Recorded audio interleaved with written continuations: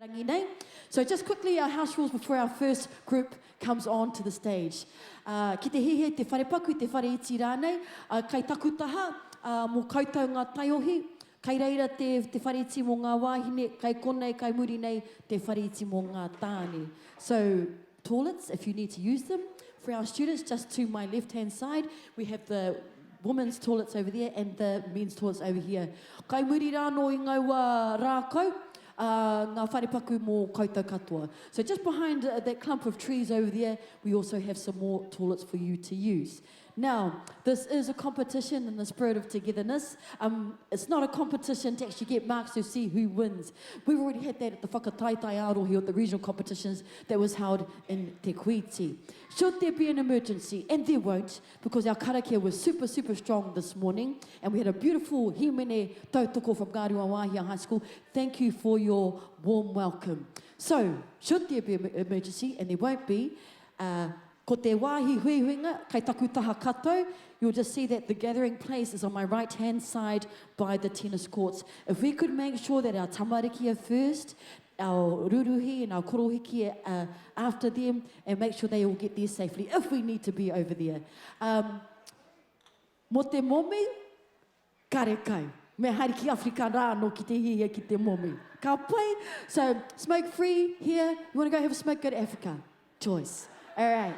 Mō ngā kaumātua pakeke for our elderly. Oh, elderly, I don't like that kupu.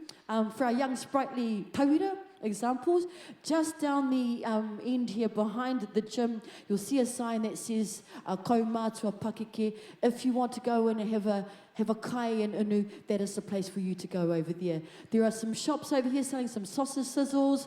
I hear the turners are here with their mussel fritters, and if you're from Ngārua Wāhia or you've been around, you'll know the rekatanga and the rongonui of those mussel fritters. So go and partake in over there. All our tamariki from the Kura Tuarua, to my understanding, you have packed lunches today. So, ko te rōpū tuatahi, e whangana kia whakaeke mai ki rungi te ātāmira, hei whakatūwhira i ngā mahi o te rangi nei. Nō roto o te awa mutu, o raukawa ki whare pūhunga, ana ko tā rātou kai tātaki wahine, me tā rātou kai tātaki tāne, he karanga kia haramai te tokorua nei ki runga i te ātāmira. I'd just like to invite the women's leader and the men's leader of Te Awa Mutu College to come on to the stage. And ko te kai tātaki tāne, oh, kāre whakahua mai, but here we go. Haramai kōrua. Ai, whakātu mai te aroha. Now, to go along with the kupu ngaho, there is a reo ngaho. There is a language of entertainment, and you just expressed it right there. Huge hearty claps, woohoos or yeah, all positive, so let it all rip. Tēnā koe hine. Kia ora, tuatahi nōwhia koe ko wai koe. Where are you from and what is your name, darling? I'm from Opotiki and my name's Manoa Butler.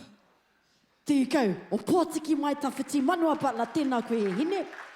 A tēnā koe tama, nōwhia koe ko wai koe. Kia ora, ko Riki toko mauri irihi waitau tōku ingoa, no Te Awamutu, ahau, kia ora. Tēnā koe e pupu nei te mano o te haukainga. Ka pai tēnā kura, whakātu mai te aroha ki te tokorua nei. Te Awa Mutu College is tutored by Rangi Waitai, who has worked with several local schools over the years. The rōpū present today is their juniors, ka pai. As seniors have exams, e tikana. The full group is composed mostly of Year 9 students with a mixture of other levels. They are dark navy and white kaka, who are a fresh version of the long-standing uniform from 20 years earlier, at a time when the group was at its peak, and they're going to come back to their peak. I just can feel it. Local festivals are their chief focus, allowing students a low-key opportunity to perform, and they also contribute to the local Anzac Day celebrations. Ko tā rātou whakaeke i te timbatanga. Ko tā rātou mō tea ko waikato te awa.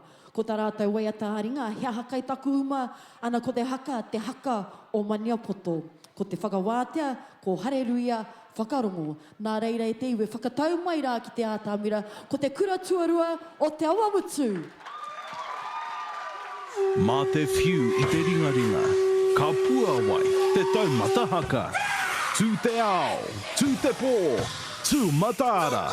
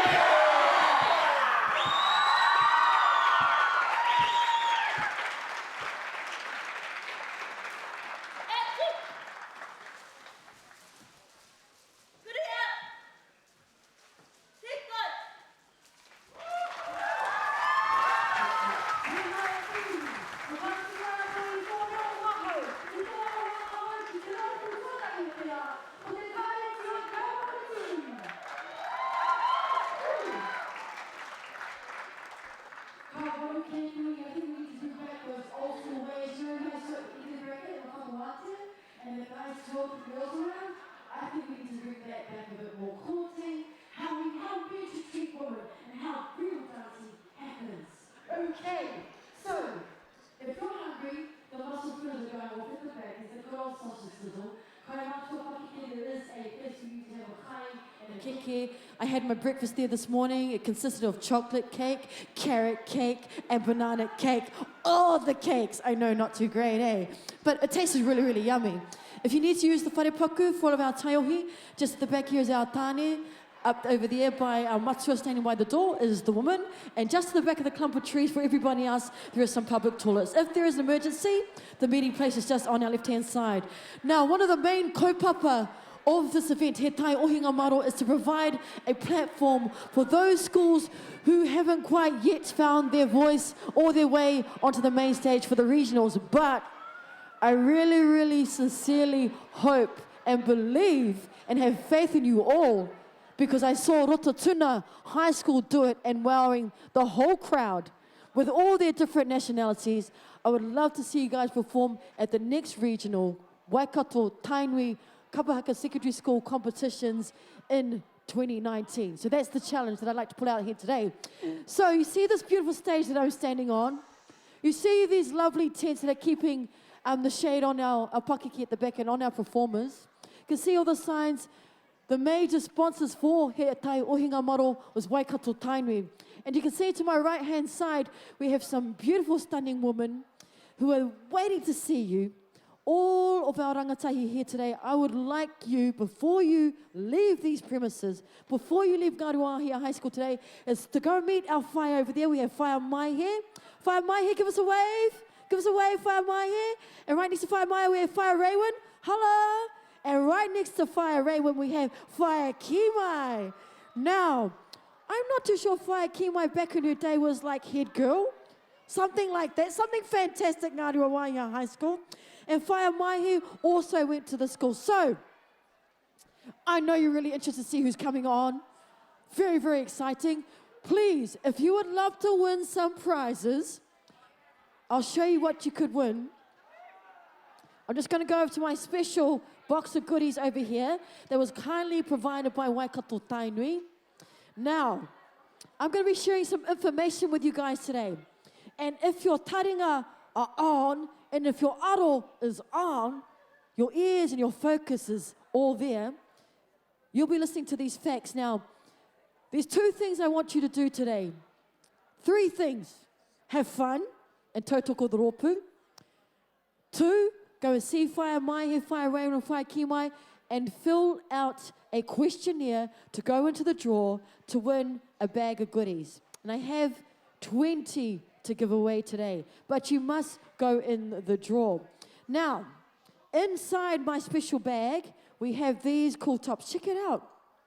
Can you see it? It's like a baseball style in Ngaruahia High School colours, might I add. Bit of forest green and black up in there. And on this special shirt, it says Tikanga Ora, Reo Ora. Can everyone say Toro? Toro. Pico, pico, pico, pico, pico, pico, toro, pico. Now, that kind of hanga is because it's about the reo. Te reo a Waikato. So this hui is about promoting te reo a Waikato, me ngā waiata, ngā mōteatea, ngā haka a Waikato. You heard a haka from Maniapoto, that's fine. We all come from the same waka of Tainui. So it's about encouraging our students to be able to know our kōrero, know our whakapapa, know our reo through the medium of te ao haka. So that is one of our main priorities. And toro is the acronym. Yeah, get a clap. Woo! I'll take all the paki-pakis I can get. Yeah. Now, toro stands for tikanga. Everyone say tikanga. Ora. Reo. Ora. Tikanga, ora, reo, ora. Tikanga, ora, reo, ora. Tikanga, ora, reo, ora, toro. So do not ever forget that. All right, because it might be one of my questions for you to win one of these shirts. Okay, so please, going into the competition over there for some prizes. Also, if you're not on the beneficiary roll for Waikato Tainui, our lovely Whae Moira, can you give us a wave, Whae Moira? Woo! Now, Whae Moira, to my understanding, is one of the longest serving members, kaimahi of Waikato Tainui, so she deserves a trophy for that. So go and see her to enroll on the beneficiary roll. Okay. Ko te rōpu e whai ake ana. Ka rapu ai aku pepa. Taku harikoa. Man. All these students today that are getting up there to do their thing have spent hours and hours. Now, a lot of them couldn't even twirl a poi. Couldn't takahi, couldn't wiri.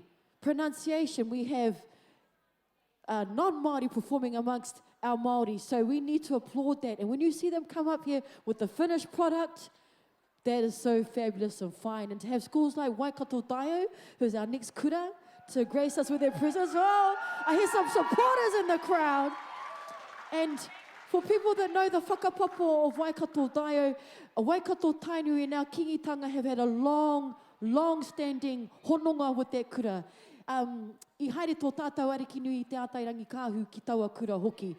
E ora tonu ana tana ōhaki krioti ngā tamariki I ngā taiohi e whakaeke mai nei, hei a koa nei. Nā reira, ko te rōpu kawaka nei, ko ngā kōhine no te kura Waikato Diocesan, no te kāhu pihopatanga, ko te kaiako te tira nei, ko te o ngaku taina, ko kiritahanga Sperling Months.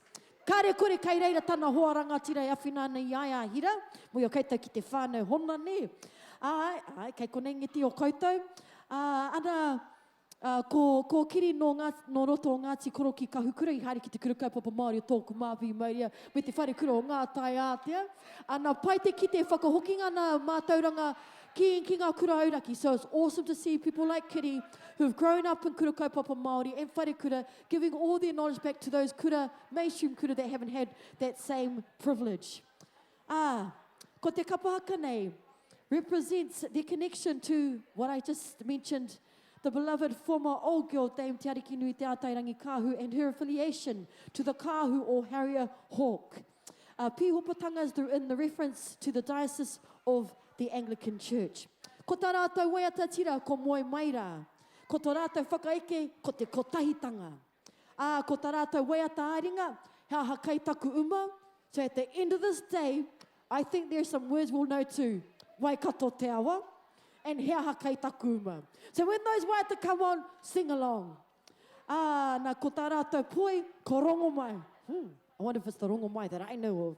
Ana ko tā rātou whakawātea, taku tūranga ake e ko te tui. Tēnā e te iwi, whakapiri mai ngā koutou ringaringa.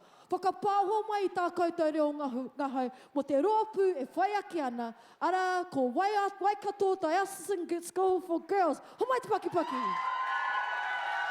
Mā te whiu I te ringaringa, ka pua wai te taumata haka. Tū te ao, tū te pō, tū mataara.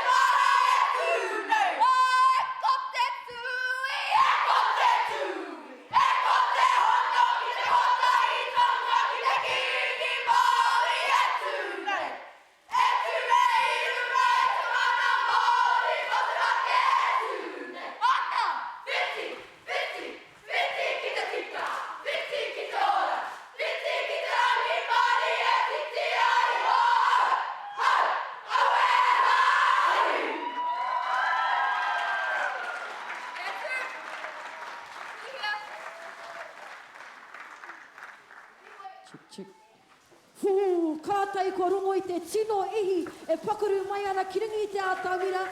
Ho mai anō te piki paki paki mō ngā wahine toa no te kura o tae ki o tia kirikiri roa. Wow. Like, capital W, capital O, capital W, wow. Loved it, loved it, loved it. Okay, now, tērā poe a rongo mai, kia moho mai koutou e hine mā. We have one of the original performers of that poe amongst us. Tēnā koe whai a pare tākaka. Geez, if we had had those actions, would have been way easier. So, kapai, we ana ki a koutou no te kuru o tae o te whakarangatira I tērā o ngā waiata. O tira, I ngā waiata, I waitangia e koutou no roto o Waikato Tainui. Now, in our other break, I talked about a real strategy that Waikato Tainui are rolling out that we all want you to be familiar with. And the acronym, or the short version of that real strategy is Toro. Now, can anyone tell me, amongst all you brainy people that have all these onto it ears and extreme focus, what the acronym Toro stands for? Now, the first person to put their hand up, I saw someone. Go with it. Go with that instinct, darling. Trust your gut. Your gut knows. Your gut is saying, I know the answer. Yes, yes. Come, come. Okay, my girl. Now, hey, beautiful. Where are you from and what's your name? I'm Casey. I'm from Narawahia. Okay, Casey, I'm going to give you a tip on the mic. If you're like a rapper, you got to eat the mic. And you got to let people know what your name is. So I want you, this is your time. Because you never know. You might be like, have this inner rapper inside. Now, I want you to say, I'm Casey from Narawahia. Okay?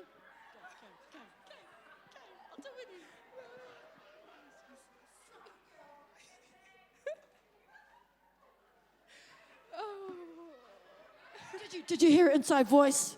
I was reaching out to you with her pretty sparkling blue eyes. Okay, so I'm not going to like torture you any further. Casey from Naruawa here. All right. What does the acronym... Okay, everyone say acronym. Perfect enunciation. We like to be au fait with both languages, te reo Māori and te reo Pākehā. So acronym is like when you have letters that stand for a long concept, okay? There you go. There's your English lesson for today. Now, Casey from Ngāruawa here. What does the acronym Toro stand for? Tikanga ora and reo ora. Tikanga ora, reo ora. Is Casey correct, everybody?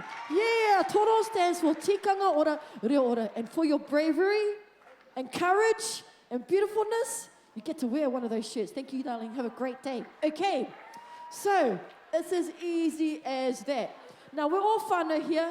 It doesn't matter. The only whakamā thing is you sitting down not winning a prize. Yeah, so listen, put your hands up and come use that bravery and get you over that line. Now, we also have a rautaki mātauranga, or an education strategy that has been rolled out by Waikato Tainui. And this education strategy is called Te Wake Te Mana Mātauranga. Mana Mātauranga, so the strength of education. And e toru ngā tino whainga o taua rautaki. There are three main objectives of te rautaki o te mana mātauranga. Now you know, everybody, what I say is not just for nothing. You could be winning a bet too. And those three objectives of the education strategy of Waikato Tainui. One, tuatahi, reo and tikanga, as Casey told us about. Tuarua, number two, tribal connections, ngā hononga. Tuatoru, ngā ara ki te mātauranga, pathways to education. Am I correct, Mahi? I think I'm correct on the paper anyway. So, three main objectives of our education strategy. Te mana mātauranga is its name. Number one is reo and tikanga. Number two is hononga, tribal connections. And number three is pathways. Tikanga ora, hononga, ara. You can give it to me in English or reo. Anyway, so, a konei, kai te kite mai au e whakarite ana I tēnei ono, they're having photos on the side there. Our program for today, if you do not know already, we've already had Te Awamutu College and Waikato Diocesan School for Girls. How we going? Yeah. We still got some hearty supporters. Tēnā koe whai mamai me matua hone. Mauri ora. Ko ngā ropu e toi ana. Very shortly we will have Huntly College, and following Huntly College we have Melville High School, Te Manaakitanga. After Melville High School, Te Manaakitanga, we have St. John's and Sacred Heart Girls College, followed by one of my old schools, Te Puke Hillcrest High School. And after Hillcrest High School we have St. Peter's School, followed by Te Whanaunga up the way, Cambridge High School, then with Ngārua Wāhia High School. And then we have our babies from at the back of the field, Te Kura Kaupapa Māori or Bernard Ferguson. Hei whakakapi i te rangi. Kai te kite mai, kai te whakaeke mai ana. Te rōpū kapa haka o rāhui pōkeka. Hū, a tāua. Ana ko te kapa nei. Ko tā rātou, tō rātou, kai ako te ti o ngaku tūngāne, tēnā koe. Ko Nathan Whanga, ki taku mōhio, e haramai hoki a Nathan ki tēnei kura o Ngārua Wāia ngā wāmua. Yeah, he au boy, a matua nei hana ki tēnei kura. Āna, ko te kai tātaki wahine, ko rongo mai umurau. Ko rongo mai umurau, katai ko te ngoa atāhua ko tērā. Māka te ngau Wilson. Ko te kai tātaki kore kai. Ko ngā wahine nei e hiki ana i te mano te kura. Mana wahine toa. Whoa, there's a whole bunch of them amongst us. Kia tu pato tāne, ma. Okay.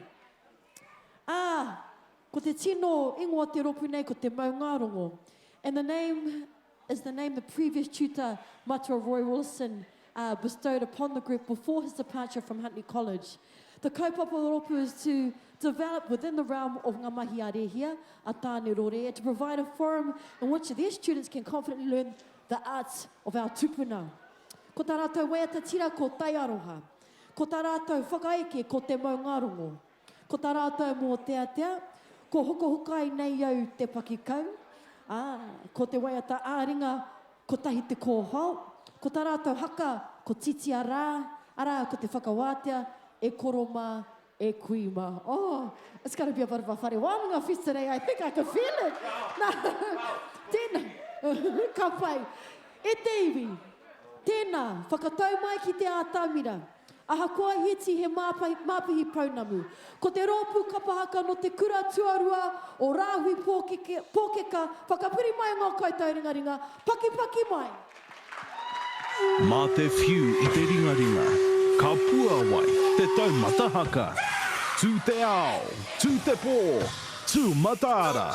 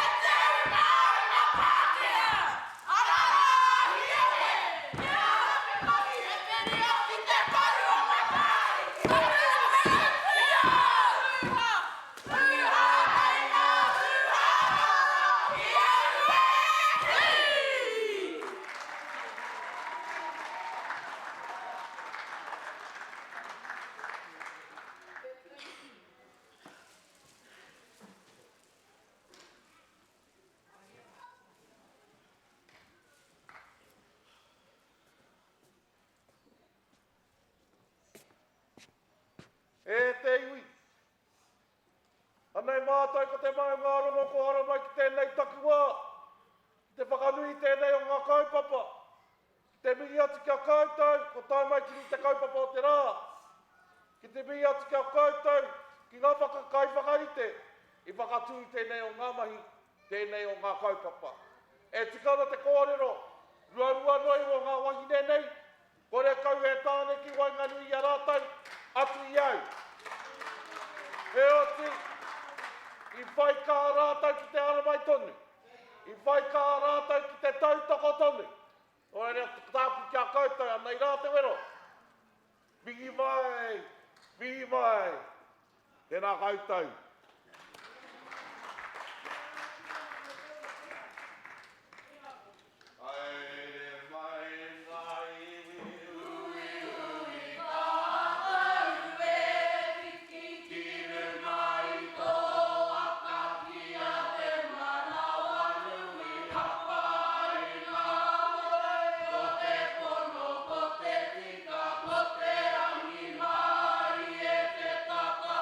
Ko te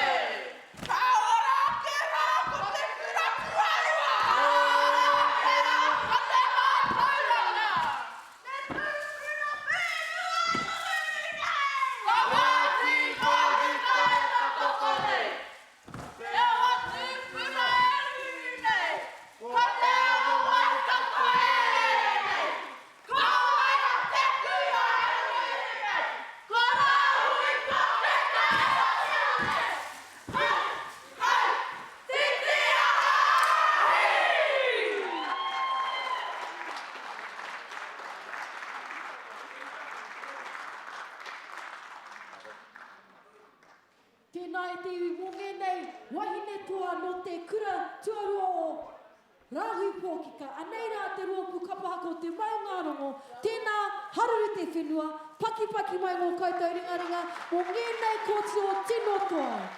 Tēnā koutou. Ka mau ke te wehi. Mauri ora ki te rongo i ngā reo, me ngā waiata no waikato ake, e heki tonu ana i tērā kaupapa, ara koera tēti o ngā tino kaupapa, o te huinga nei o he tai Ohinga Maro. Ko tū mai a te Awamutu. Ko tū mai a Diocesan. Ko tū mai te kura o Rahui Pōkeka. Ko wai e whai ake ana. Ana ko te rōpū kapahaka nei, a noroto o kirikiri roa. Ko te ingo te kapa, ko te manaakitanga.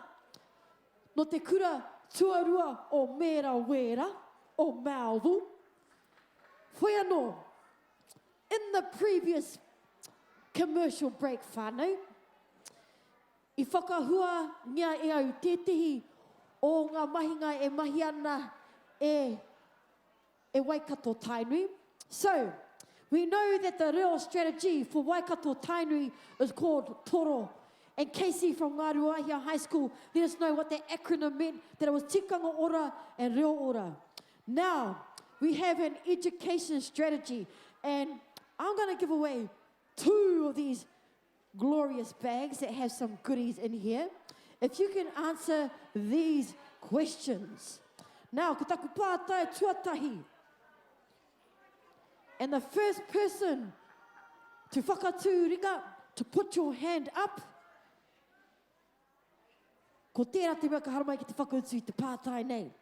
That'll be the person that will come and answer my question. So, my first question for one of these stylish black and gold bags is, he aha te ingoa o te rau taki mātauranga? What is the name of the education strategy for Waikato Tainui? Now, 2 words. You can probably guess 1 word, because it's an education strategy, and it's about education in the Māori language, and it's about kia ora, my acting must be superb, give me a job, Shorty Street. All right, so, what is the name? All these girls are intent. Got some good students here at Ngāruahia High School. Don't have to pay thousands of dollars to go overseas to school, just come right here. Okay. What is the name of the education strategy of Waikato Tainui? Ko te. And, close. The clue is in the education. Kia ora, whaia. If you want to put that and that together, it put me out of my misery. Kia ora whaia. Now this whaia is being very humble over here, and I'm going to give it to her.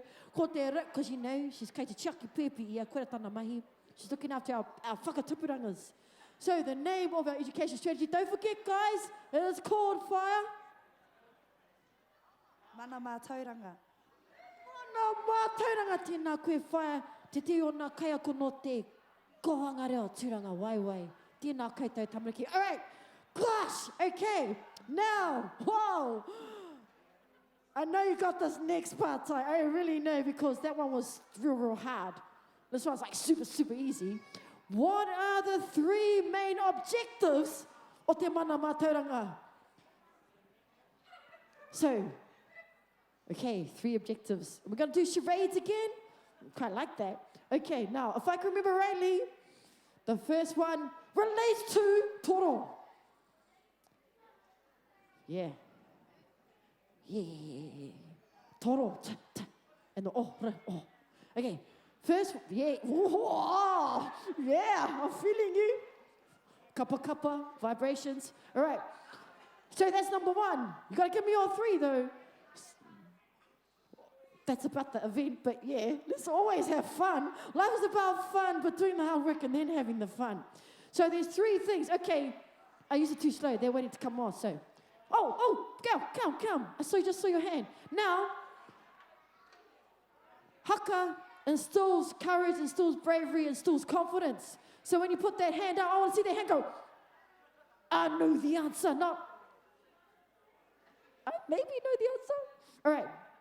Hey, stunning girl with all the badges up in here. Whoa, she's she's looking like this, man, because she's got so many badges hanging off her jacket. Oh, sorry, girl. Just revel in the limelight, man. Lift it up. Okay, so, Nofia koe, ko Waitoinga, where are you from and what is your name? My name's Rhiannon and I'm from St. Peter's. Rhiannon. Sorry, is that what you're named after? The Fleetwood Mac song? Whoa, there you go. That just reveals my age. So this is Rhiannon from St. Peter's. And so Rhiannon, what are the three main objectives of Te Mana Mātauranga? Let 'em proud, girl. Is the first one tikanga reo? Is the first one tikanga reo? Is my mic on? Yeah, kia ora. Tikanga reo, honongo? Ara? Oh, St. Peter's. There you go. Thank you very much, Rhiannon, with the beautiful name from Fleetwood Mac. Those three objectives for Te Mana Mātauranga are tikanga and reo. Number 2, hononga connections. Thank you, beautiful. And the last one, ara, pathways to education. All right. Coming up, folks. Te ropu tuawhao te rangi nei. All the way from H-Town. Kiri roa. Never the Tron. Those who know my MC styles, never the Tron, you get it wrong, so get gone. H-Town. All right. So, ko te ingo te kapa nei, ko te manaakitanga, koina hoki te ingo tō rātou whare tūpuna, ki tō rātou kura e tuana, ara ko te ingo te kura ko Melville College. And just a bit of trivia for you, Melville College was the first high school in the entire country of Aotearoa, New Zealand, to have a marae on their premises. Yeah, that's pretty cool. That's a bit of cool trivia right there. Hamilton, pioneers, legendary. And the name of their house, their main meeting house, is called Te Manaakitanga, hence the name of their Ropu Kapa Haka from Melville High School. Ko ngā kaia ko te kapa nei. Ko rā kai hā ki ke whaiwhai me tana taringi, ko tana whakareka, ko Tiaki Renata, the mama of Mama Konisa, just had to add that. Me taku tuani, ko Pānia Huata, kia ora. Ana, ko te kai tātaki tāne, ko maha ki whaiwhau. Yeah. Ana, ko te kai tātaki wahine, ko kaila ahipene. Ko te tino kōrero te kapa nei, hei awhina, hei mahi. That's right, you got to help and do the work. It's about leading to serve, serving to lead. Wai mare te whānau I te awhina o ngā kai ako nei. Actually, I'm not going to say that because it's going to say like I'm talking about myself. So I'm going to leave that. I'm going to leave that to the side because I could do that because I'm the MC with the mic. Unless you want to come and take it off me. Kia kaha on that one. All right. The waiata tira, pai marire, nā rā kai rāo ko Tiaki i Waihanga, ko te whakaeke, kia kūtia, he aha, ko te mō tea, waikato te awa, nā Rangi Harrison, kia ora, kare moiho koia te kaitito. There you go, bit of trivia. That rongonui waiata that we all haka and sing, waikato te awa, nā Rangi Harrison I tito. Kia ora. Oh, mauri ora. I'm learning something here too. All right. Ko te waiata aringa, ko tūtira mai ngā iwi. If you know the kupu and know the actions, join in. Ko te poi, ko toia mai, nā pumi taituha. Ko te haka, ko toto rewa, no roto o ngā timania poto, ko te whakawātia, ko te manaakitanga, nā reira. Tēnā e te iwi, whakatau mai ki te ātamira, ko te ropu kapaka tuawhao te rangi nei, ara ko te manaakitanga. Mā te whiu I te ringaringa, ka pua wai te taumata haka. Tū te ao, tū te pō, tū mataara.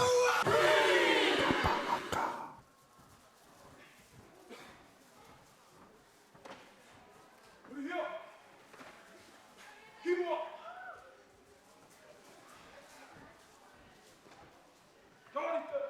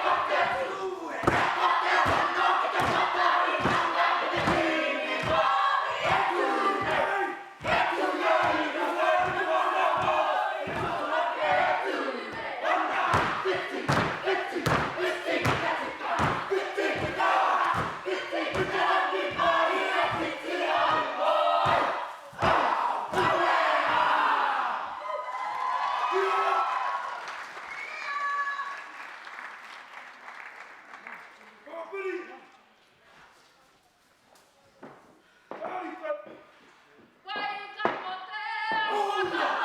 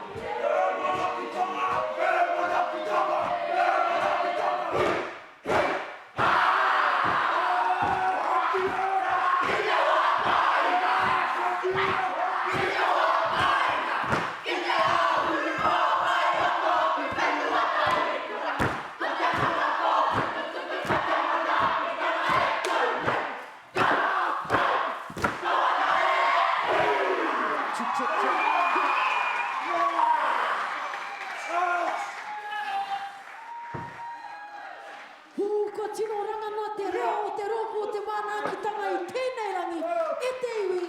Whakapiri mai mō kaitai ringaringa o tēnei kapa haka tino rangatira, no te kura tuarua o Maro ki roto i a kirikiriro, anei rā te tauira. O te kaunga e tae ana e te kura aura ki te eke.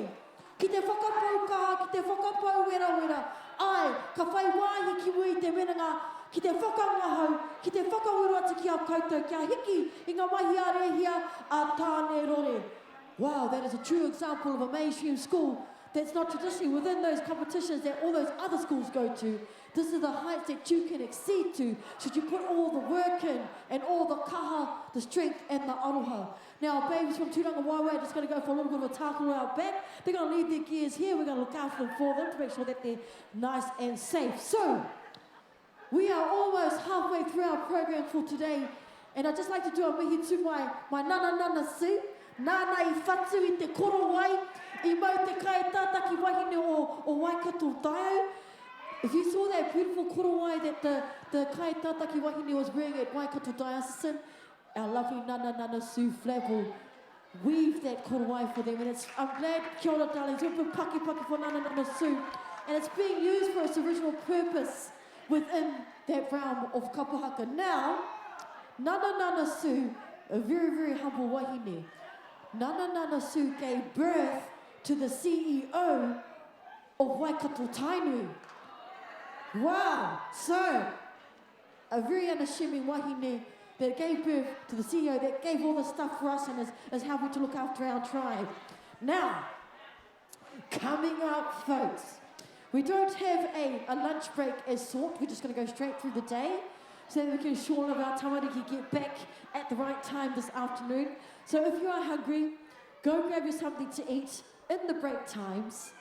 You're allowed to eat out here. There is kai for sale out the back. Now, I heard those fritters were so popular. Ko pau katoa ngā mussel fritters. Tēnā te whānau tēnā. Make sure you bring some more stores down so MC Muzz doesn't miss out. Might have to come see you Saturday morning. Okay, so there's kai at the back if you want to go purchase you some kai. Now I see over here we've got our whāia Donna Wilson and I'm looking at your sign whāia. Ngā rua wahia tū tangota Charitable Trust, Social Services. Please go and check out what whāia Donna and her ko-kaimahi can offer you. Also at the Waikato Tainui team, we've got the lovely Mai He, Whaia Weiwan and Whaia Kimwai over there and Whaia Moira ready to take your registrations. If you're from Waikato Tainui tribe, if you're affiliated, please register. There is also a questionnaire form for you to fill out. So everybody here today, before you go, please go and visit them. Fill out a questionnaire. If you're not from the tribe, if you're from the tribe, do both. Fill out the questionnaire and enroll. And you could win a lucky goodie bag. And I'm going to give away a couple of goodie bags right now before our next group comes on. Now, please, whānau, don't forget, it's all about the people on stage today.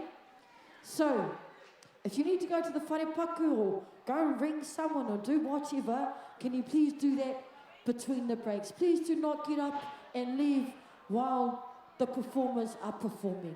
Once they're finished and off the stage, then you can go and do what you need to do. Kia ora koutou. Okay, so, ina he hana koutou ki te wini, I tetehi wene peke motu hake rawa atu ki te ao pono kinga atua.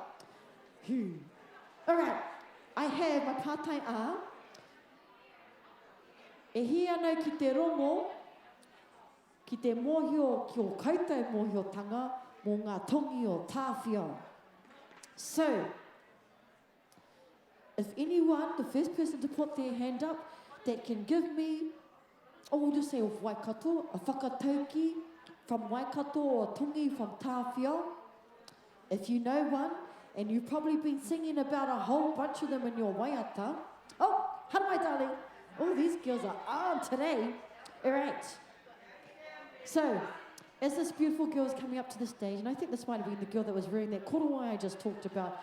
Yes, you're our kai tātaki wahine o Waikato Taio, is that correct? Could you please let us know where you're from, what your name is, darling? Materia. I'm from Ngāti Porou.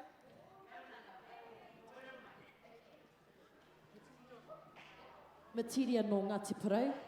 Materia. Materia from Ngāti Porou. Right, in Ngāti Porou, and we learnt that Waiata Waikato Te Awa was written by Matua. He's a Harrison from Ngāti Porou. And he wrote it as he was working on the dams in Karapiro. So that was mani o whananga pia, Harrison's. Okay, so, Materia, what is one whakatauki from Waikato o Tongi that you know of? Ki te kotahi te kaka ho kawhati, ki te kapuia e kore e whati, which means alone we can be broken, standing together we are invincible, from King Tawhia. Nei au e tuahu, darling. I bow to you because, without any prompting, Materia not only gave me the Māori version, she also gave me a translation. So, for you and a friend, I have 2 bags. Here you go. Tēnā koe, Materia. Ka pai. Okay, but never fear. I did say I would ask 2 questions. So I'm just going to go run back to my little special box of treats. Do the mahi get the treats? Wairua. Ka pai. That's the catch cry at the moment, isn't it? That's old school. We know about that, wairua. E rua ngā wai, taha matau, taha maui, left, right, male, female. That's all about those 2 flowing waters that make that one centre, and you need both sides. That's wairua. Okay, so for the second goodie bag, could someone, the next person to put their hand up, that can give me a different whakatauki proverb saying, o Tongi from Waikato, this is all yours. Oh, they're thinking, they're letting it marinate. Ka wai? No, surely. Waikato te awa, katohia, he, piko e taniwha, he. Oh, yep, I'm just filling time. Ka wai, does anybody else know a whakatauki from Waikato? Okay, that is your mahi kainga. Okay, that is your homework that you're going to do right now. So when we come to the next break and I ask you for a whakatauki or a proverb from Waikato Tainui, now, if you know what you're singing about, there's 50,000 of them within the waiata that you're singing. So go through those waiata in your head, have a little bit of a think, and then come back to me in the next ad break. But for the meantime, this is going back in my box. Okay. Ko te rōpū e whai ake ana. Kai te kite mai ngā tāne pūrotu e tuana ki te taho te ātāmira. Ara ko te kapa nei, and I see a reappearing guitarist there. Koina hoki te pai o ngenei tu momo mahi. I runga no te ngā wahi. That's also one of the great things about these kinds of events. When it's cruisy, we all help each other. And I see the guitarist is also the guitarist earlier on for Waikato Dale, Matua Sean Harmon, and that's how we roll over here. So, oh, yeah, that's right. Give him some love, girls. Oh, those fingers will be hard from strumming all of those songs. All right. Ko te rōpū ngā rōpū e whai ake ana, o ko te rōpū me ngā kura e whai ake ana. Ai he piringa o ngā kura e rua, ara ko te kura tuarua o Hato Hoani, me te kura tuarua o Sacred Heart Girls. Now here's a bit of trivia for you. Back in the day, Sacred Heart Girls College actually used to perform with Hamilton Boys High School. Yes, they did. Before Hamilton Boys High went back with Hamilton Girls. And now we have the Catholics with the Catholics. Katorika ki te katorika. So my mum used to go to Sacred Heart as well. Yeah, she got a scholarship there. Anyway, St. John's and Sacred Heart Girls College tutored by Sean Hamana and Te Awhina Hamana, a brother and sister combo from Ngāti Koro ki Kahukura and Mania Poto, may I add. The kaitāta ki tāne is tuari paita, no te waiariki, Ngāti te ata, te waiohua me Waikato ngāna iwi. Ko te kaitāta ki wahine, ko ne kita toia ara ko Waikato tana iwi. Nā he nui rawa tā rātou pai au nā reira, ko waiwai ki te taha mo tēnei wā. Ko te mea nui ko te kotahitanga, I raro i te atua, me ngā manaakitanga o te kingitanga anō hoki. Ko tā rātou whakaiki ko ngā uri o tai nui waka. Ko tā rātou waiata aringa e noho tūheitia. Ko tā rātou poe ko kiko. ko tā rātou whakawhiti, ko papa ki tītaha, ko te haka, ko hato hoani, ara ko te whakawātea, ko e ngai. Please, ladies and gentlemen, boys and girls, show your appreciation and loud exertion of reo ngaho of the language of entertainment for the following group. St. John's and Sacred Heart Girls College. Ho mai te paki paki. Mā te whiu I te ringaringa, ka pua wai te taumata haka. Tū te ao, tū te pō, tū mataara.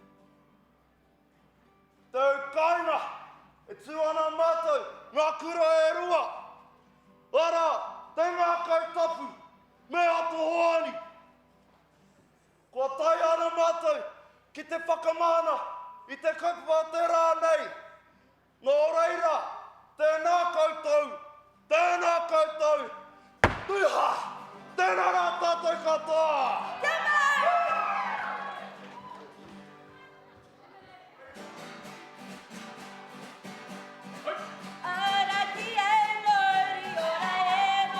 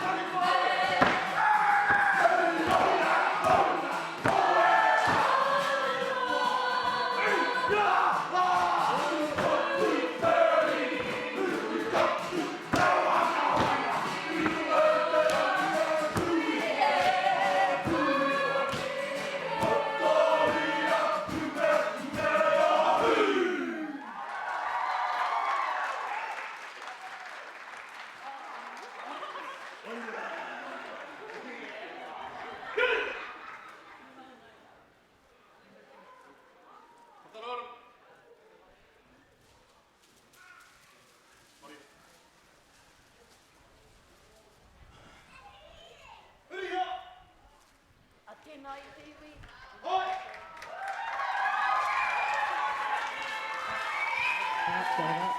A tēnā i te iwi, I runga koutou I te wairua, mai ngērā kapa e rua ara ko te kura tuarua o St. John's College, me te kura tuarua o Sacred Heart Girls College. Tēnā kōrua ngā kaia ko te rōpū, tēnā koe matua Rāwiri, matua Sean, tō tuahine hoki e Sean a te awhina mo te hautu te rā kapa. Right, as I can see people are making waves, because it's about lunchtime and you're hungry, you can hear those puku go, and you need to go, feed me, feed me. Well, if you need to feed the puku, haere ki te whāngai tō puku, kia ngata ai. Okay, now, in the last commercial break, you had mahi kāinga. And your mahi kāinga was to find out, or have a bit of a think and a ponder, about what some whakatauki from Waikato Tainui are. And as I was thinking about it too, I thought, I'm going to be cruisy fire muds I tēnei rā. I'm going to be the easy fire muddy, and I'm going to help you out. So, I have 2 glorious bags to give away. Please do not forget, if you have not yet, go over and see Fire Maihe, Fire Kimai, and Fire Waiwin, and Fire Moira. If you're not signed up on the Waikato Tainui Beneficiary Roll and you are entitled to, please go and see Fire Moira and fill out your details to make sure you do that. For everybody here today that is able and of age, please fill out the questionnaire form that they have over on my right-hand side, just up there, and you could win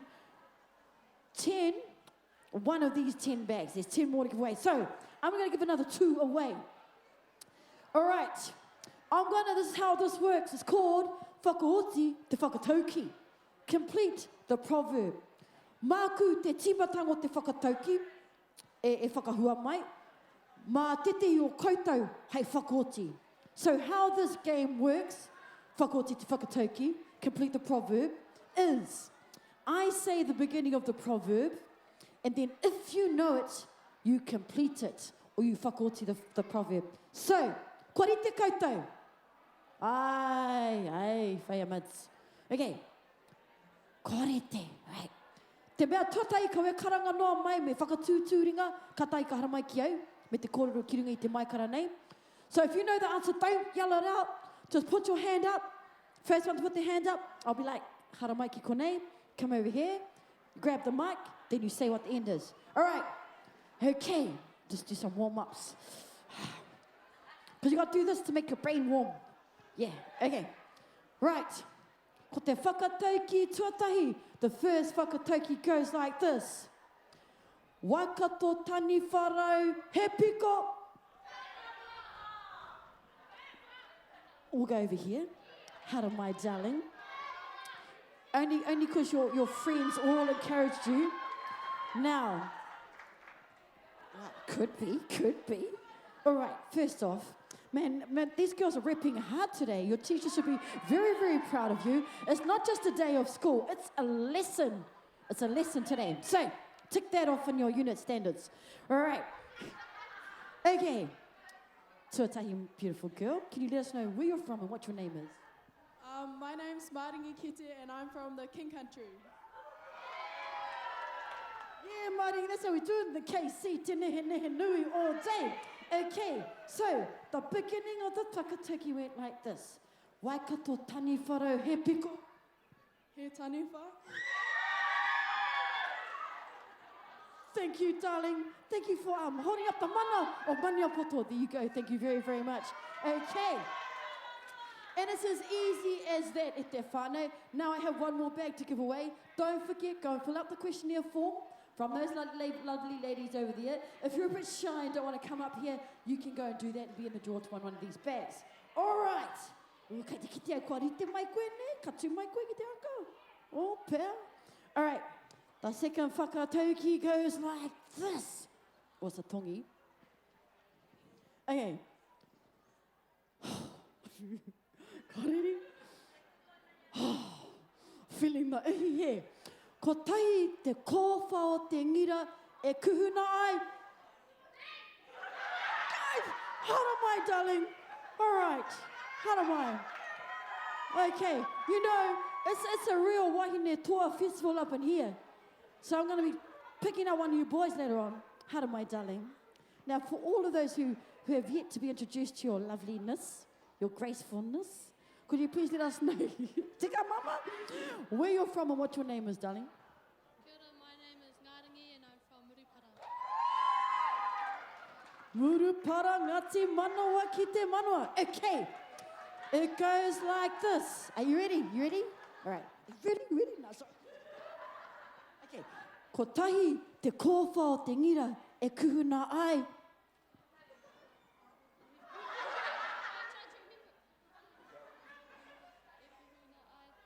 Te miro mā, te miro whiro, me te miro pangui.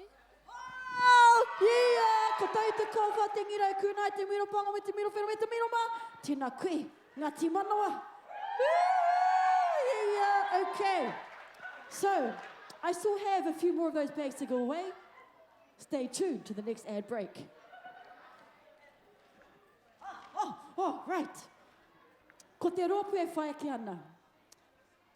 No te tihi o H-Town, te taha rāwhiti, te taha I tupu I-O, East Side, ki roto ia H-Town, Hamilton. Now, Mao ko taku 20, she's the teacher at Melville High School. We used to go to Turakina, and then when we left Turakina, we went to this school, Tihi Puke, Hillcrest. And you can see Matohemi, Wiki Waka, Wiki Woo. Oh, aroha mai. Okay. Hai. Ko te kura nei ko Tihi Puke.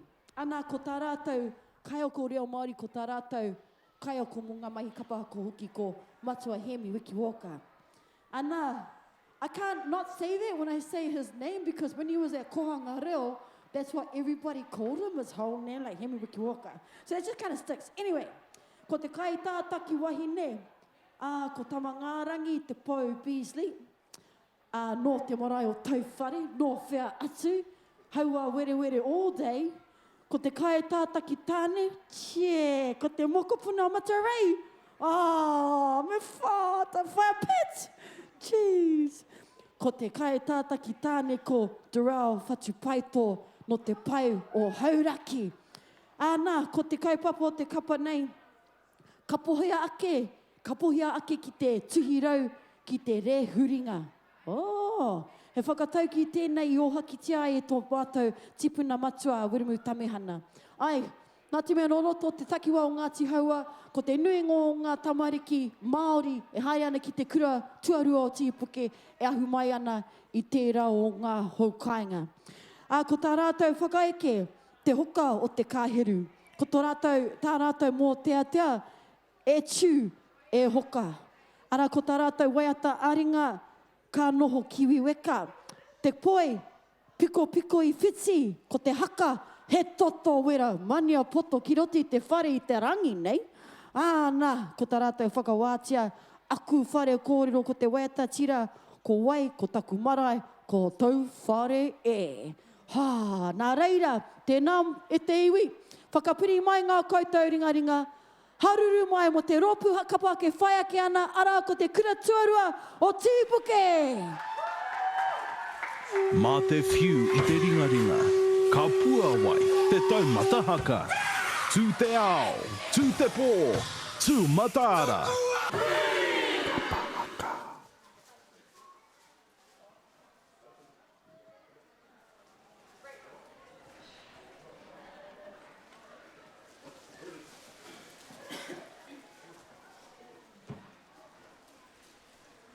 Aku nui nei rā Ngāti Haua. E tukumi atu am kia koutou. Nā runga anō I te mana ko ia, tērā tau. Ka hara mai tēnei o ngā tūranga, o tēnei o ngā auhatana ki roto I a mātou. Ngāti Haua no reira, hei te tau heke mai nei. Te tau tua ngāhuru, māwaru, e te iwi, e te nui aku rai. Hara mai ki roto I a hau, hara mai ki roto I a Ngāti Haua. Tēnā koutou, tēnā rātou katoa.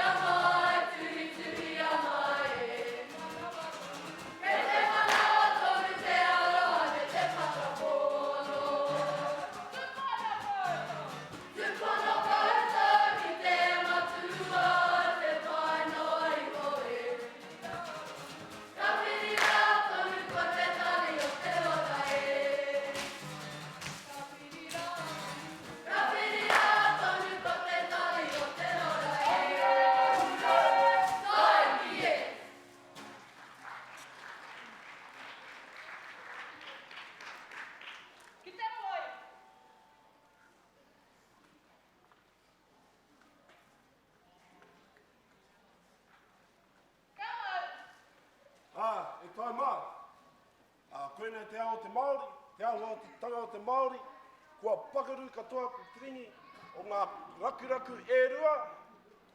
Nō reira, e whanga ana, ko te tumanako ia, e whanga ana, kia tā mai te tahi rakuraku anō.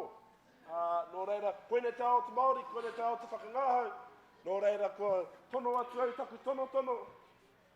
Te mea mo?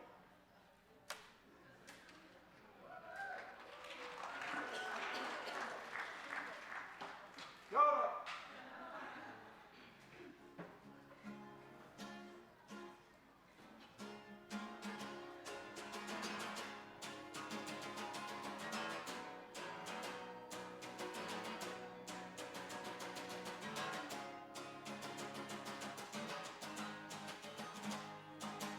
Te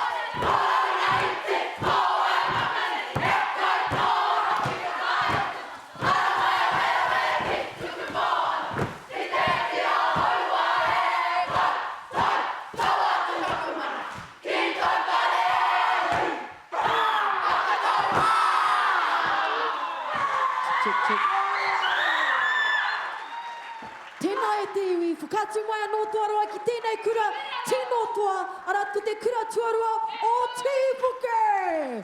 Woo! Ka mau ki te wihi koutou, tēnā koutou.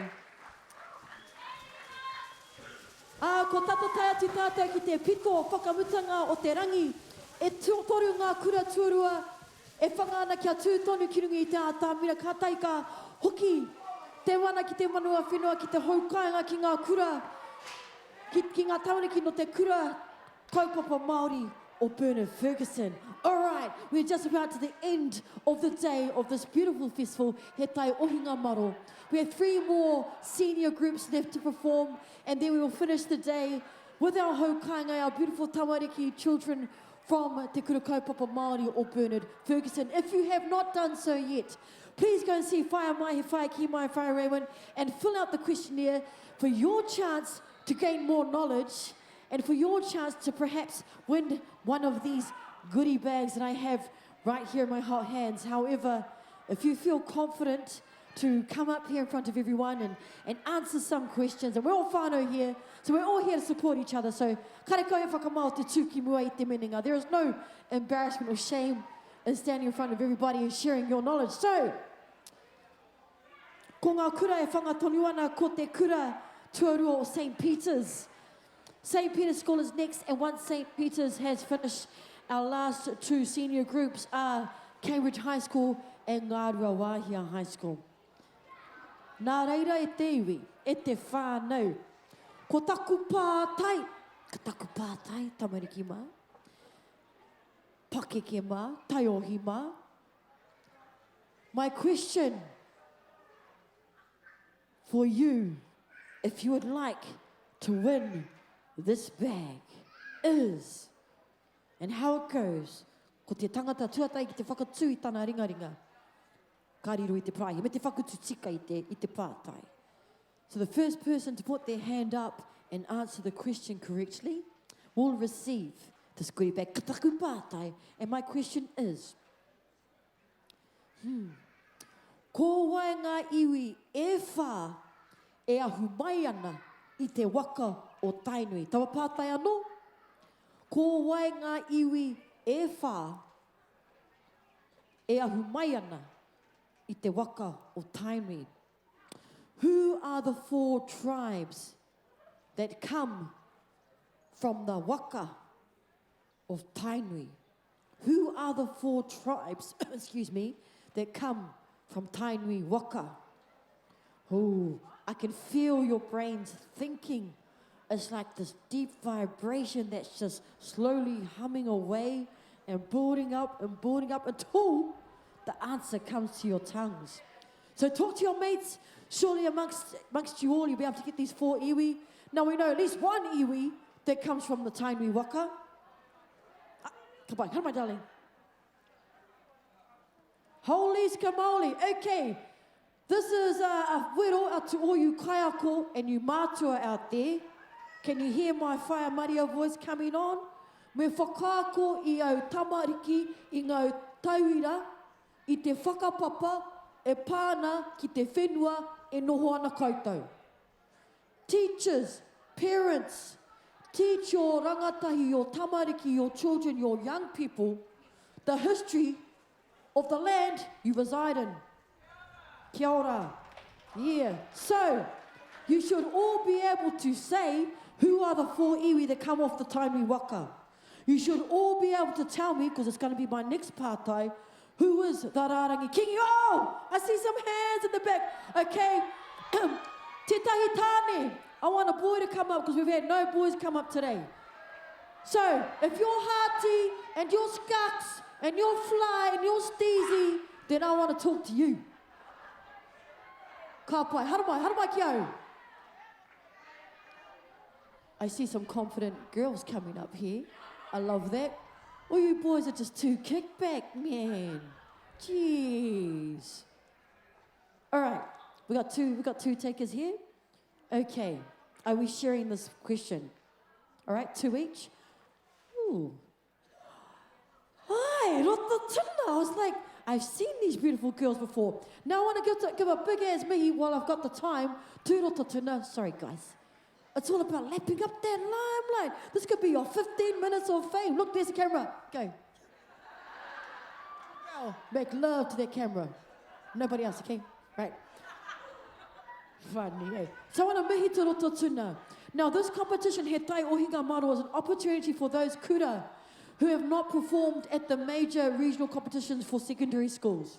Now, this school right here, new junior high out roto tuna, Flash, you know, all those flash houses out there, they stood at the Tainui Waka Secondary School regional competitions that were held in Te Kuiti, and they wowed the crowd. So this is the tauira for us to all to send to. Don't be shy, don't be whakamau, go with what you've got. So I hope to see more in the main competition. So, firstly, because this is how we do it in Te Ao Māori, in the Māori world, could you please let us know where you're from, firstly, and what your name is? I'm from Te Aroa, and my name is Mokoia. I'm Maya and I'm from Tainui. And do you know how perfect that is? Anei te ure tārewa, o te kingitanga, anei te kingitanga. Te aroa, Tainui Waka. All right, taku pā tai. Ko wainga iwi e whakarongo mai koutou. So we've got about 200 out here. I expect 200 of you to know who these iwi are once these girls answer it. Ko wainga iwi e wha, e ahu mai ana I te waka o Tainui. Who are the 4 iwi that come off the Tainui Waka, Tina, darling? Ngāti Wairere, Ngāti Maru. Ngāti Maniapoto Tainui. Kia ora matua anaru. They just said, because I think I gave them the funny eyebrow. And they saw my funny eyebrow and like, but that's what matua anaru said.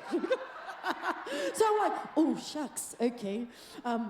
Tētai e te whakahi ngā kura takutunga, ne kao, kore rawa. Mena koina tāna ki ki ana tamariki, koira te ki.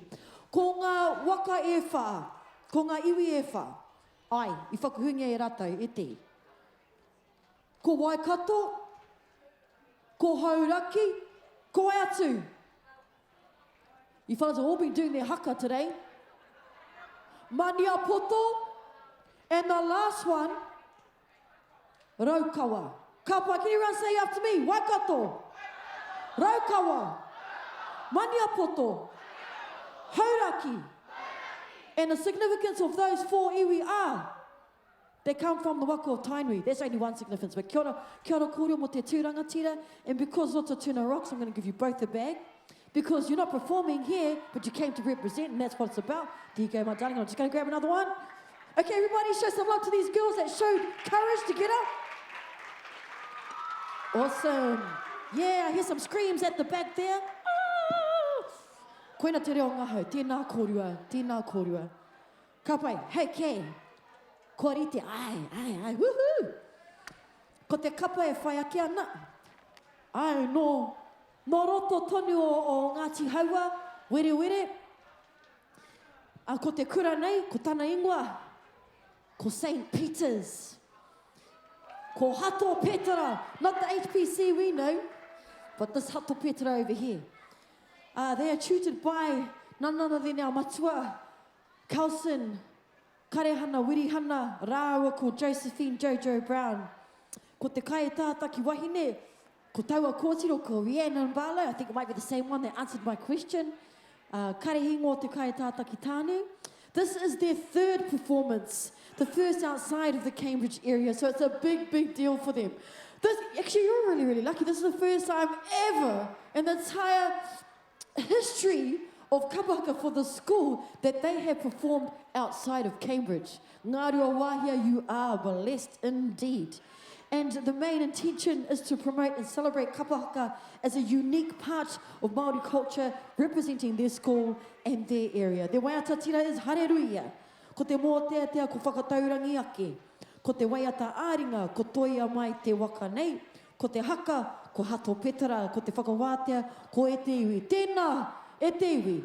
Whakapiri mai ngā koutou ringaringa, whakātu mai tō koutou aroha mo te kapa o St. Peter's. Mā te whiu I te ringaringa, ka pua wai te taumata haka. Tū te ao, tū te pō, tū mataara.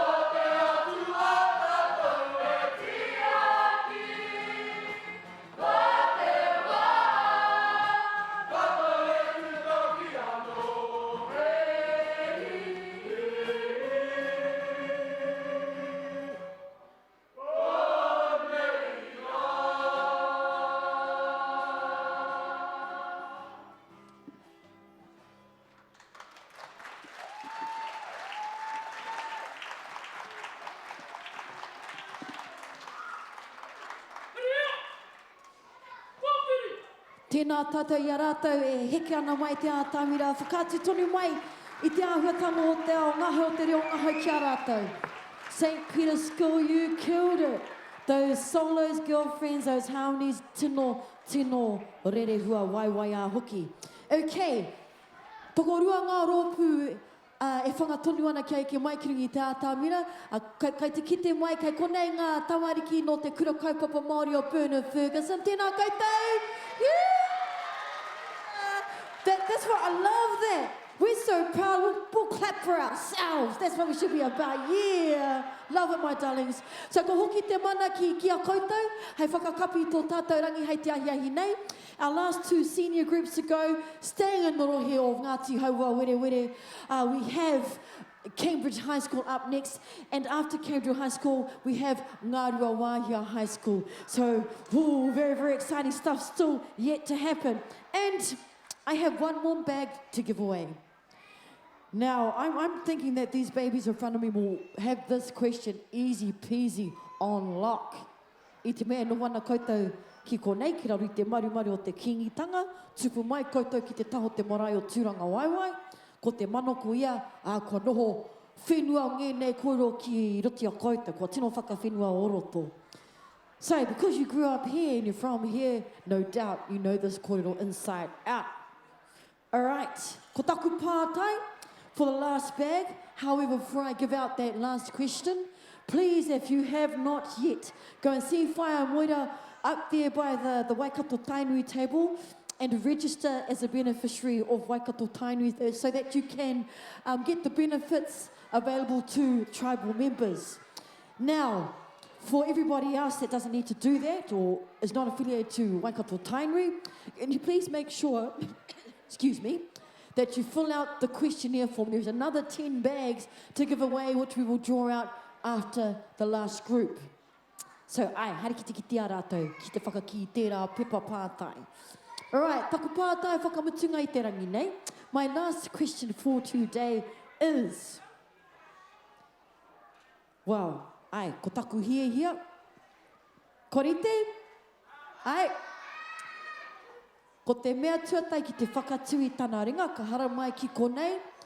Ana, ko te pātai, ko te mahi. Me whakarārangi mai i te rārangi kāhui ariki, ne? Ko wai mā ngā kingi me te kuini. Ko wai ngā ariki toko whitu nei. Ka pai, darling. Hara mai. Hara mai, e tama mā. Kau mātua mā, me awhina i te toko rua nei. But I'm pretty sure that these fellas are karara luck. Oh, might want to take them home. No, I won't do that. But any lost children, just a bit of a disclaimer. If any lost children come up here and don't get claimed, they come home with me. All right. Kia rā, ko e tō ingoa? Ko Timi. Ko Timi awai? Ko Timi whakawhara harisi pātahu. Oh! O kare tai te whakahua noi tera na tō tino tere. Kia ora, ko e tō ingoa? Ko whaita. Ko whaita awai? Ko whaita tamatoa. Ai, okay. Kapa e korua. All right. Nei wainganui a korua. Kai ako māhoki. Ko wai ngā kingi Māori me te kuini Māori. Tuatai? Potatai te whiru. Potatai te whiro. Tikingia. Ka wai. Kia ora whai, ko potatai te whiro te kingi o te? Kingi Māori. Te kingi Māori. Ai, o te tika. Ko wai atu. Ko wai I muri aia. Ko kingi tawhia. Yeah. Going really, really well so far. Ko kingi o te? Yeah, tamariki mā. Pakeke mā, pay attention to these kids. Yeah, all right. Ko ai te kingi a muri a tawhia.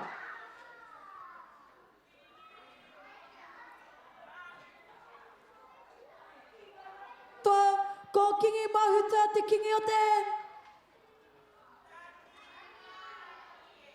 Yeah, ko kingi mahuta te kingi o te rangi Māori. Potatai te whiro te kingi o te tika. Ko tāwhia te kingi o te maungarongo. Ko kingi mahuta te kingi o te Māori. All right, ko wai muri aia.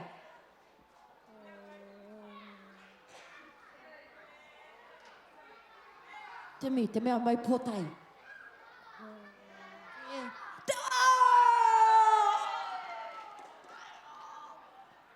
Jeez, ka tino kapa te manua. Ko kingi te rata te kingi o te.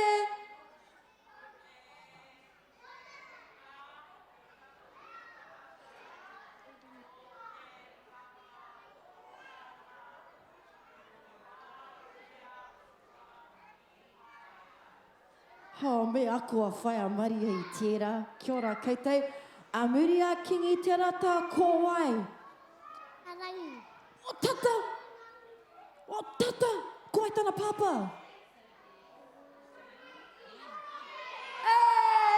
Kingi koroki! Te kingi o te...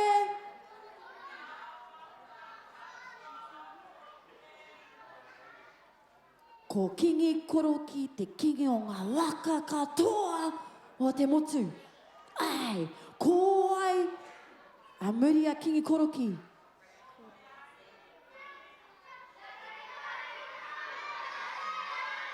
Ai, koera, koera.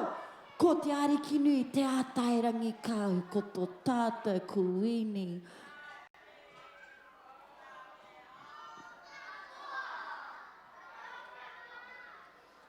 Ko tō tātou ariki nui te ātairangi kāhu te kuini o te katoa. Ko ai te ki...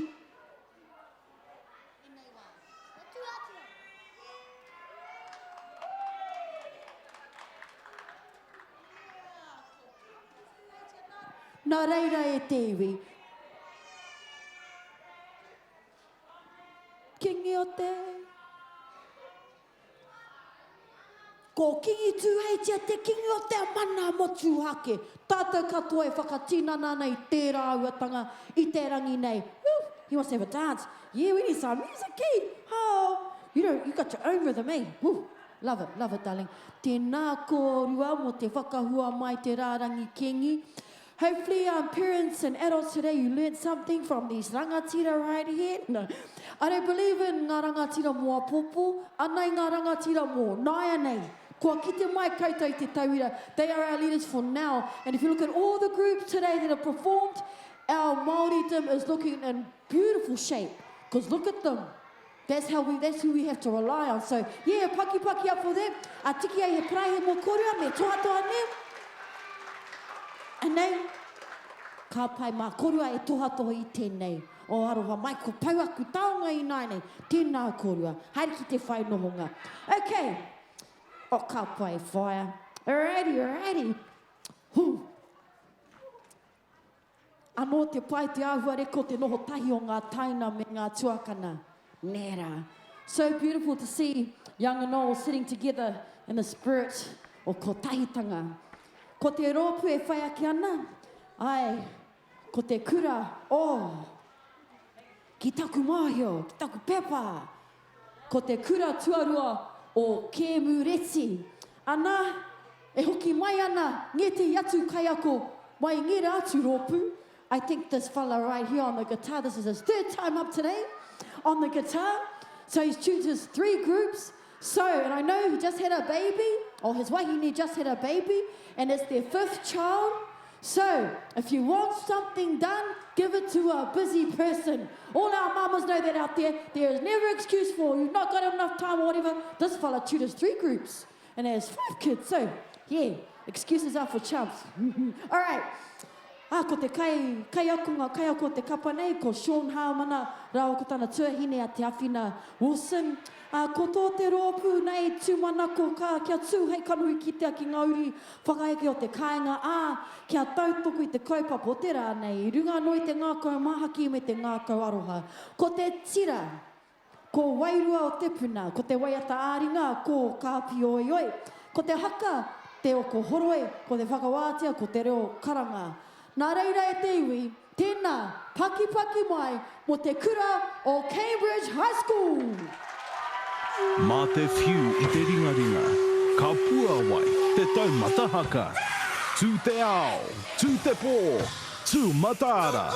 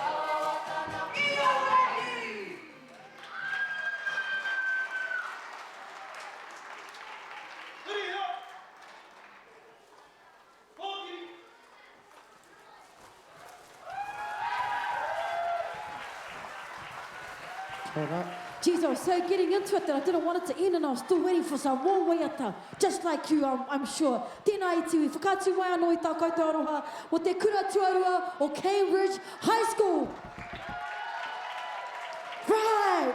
Ho, kua tinoa muia e te kura nei, e te haukainga. Great to see that we've got a full-on crowd for our last two groups of the day. Now, next up we have Ngārua Wāhia High School, and then we have our beautiful babies from Te Kura Kaupapa Māori, or BF. Yeah, BF. Ki roti te whare, Bernard Ferguson. Hei whakakapi tā tātou rā. Ana ira tātou, e whakanga hau ana. He manua wera ki ngā mahi kapa haka. He mana tawhito ko tuku iho mai rano, te kaka no, I whakato, e kōrera wa'au e ngaro. Titi a te whakaaro ki a rātou mā, ko riru atu ki te pō, toi atoha, ki te ao ki kokiko, ki te pono, tika rungi te aroha, he mahaki, manaki I te tangata, ka whaihua, ka puki ake te ora, koto reo, kai roto tonu I a koe, aha koa, iti nui tika he, ko kiritia, tō mana mo tūhake, I waihongia, e ruhi, e heke, ta whana tīwhana kai kapua, tūranga hākua kia ita, tīrama te marino kai runga, uana hokofutu te aroha, kāhiwa te rangitakiata, ki te pautūtanga, o te ra, ha, ha, he rauaroha, he rauaroha, ha, ha, he rauaroha, he rauaroha, ha, ha, he rauaroha, he rauaroha, he rauaroha, he rauaroha, he rauaroha, he rauaroha, he rauaroha, he rauaroha, he rauaroha, he rauaroha, he rauaroha, he rauaroha. Yeah, man, our kids are on. That aro is kapa. The focus is just vibrating. Man, we need to emanate at the back there to all our stay all buggy. Hey, nah, sorry, I'll take that back. He rauaroha, our love of the multitudes. Koina hoki te ingoa o te taraka I whāngai I ngā hoia o tūmatauenga I roto I te tira o te rua tekau mā waru. He rauaroha was the name of the truck that fed our soldiers in the 28th Māori Battalion, and it's how I like to operate. It's all about that e hara taku toa I te toa taki tai, ngari taku toa, he taki tini, he taki mano. My strength is not of one, it is of many, and that's all of you here right now. Now, okay, bit of a safety for our next group, right here. Nā kai whakatika I te ātamira, where this is about to go right here. Tēnei, the stage is broken. So, Ngāra Wāhia High School, don't go past here, or you'll end up down there. It's only about 50 centimetres. All right. So, ko ngā tino whaingo o te huinga o te Ohinga, tai Maro nā titi aku tino hoa I whakarite, me mihi kātika, kia waikato tainui mo te homai I ngā huruhuru kia rere ai tēnei manu. Ko ngā huruhuru nei e ki ana he pūtea, ko ngā momo rauemi, ara te ātamira, ngā oro, ngā kai, ngā tēniti, ngā taonga, te aha. Nā rātou no I tākoha mai kia whai oranga ai, kia rere ai tēnei kaupapa. Have to give thanks and praise to Waikato Tainui for providing the resources and the feathers so that the bird, ko te Ohinga tai Maro, could fly. And fly today, indeed it has. Had to mihi to Ngāra Wāhia High School for putting on such a beautiful day. Check it out, man. He rangi pai huarere. He rangi mokopuna. The sun is shining. And I think that's why our kids are so on, because ki ngā hihi o tamanui te rā, ka te whāngai I tō rātou aro. Kia whai te hā, kia aroha. All right. Nā reira a kone, ka tau mai te kura tuaroa o Ngāra Wāhia High School. They're fashionably late at the moment.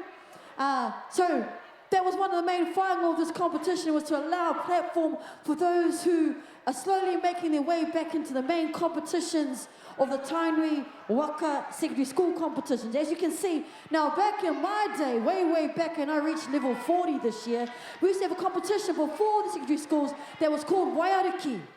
And back in when we had Waiariki, schools like Ngāra Wāhia High School were strong. Schools like Hillcrest were strong. Schools like Sacred Heart Girls College were strong.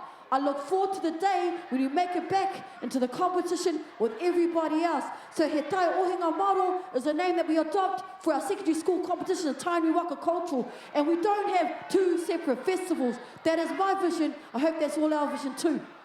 Now the second aim, which I know and I feel has been achieved today, is to whakatairanga, whakamanua, hiki hāpai I te reo ake a Waikato Tainui me ngā waiata haka a Tainui. That second objective, which I feel was achieved today by all of the rōpū that stood, by all of the people that answered the questions, was to promote, was to instill, was to encourage and show some love for our reo of Waikato, for our songs, our chants, our stories, our history, our whakapapa of Waikato. And that is the tino whainga. Nā reira,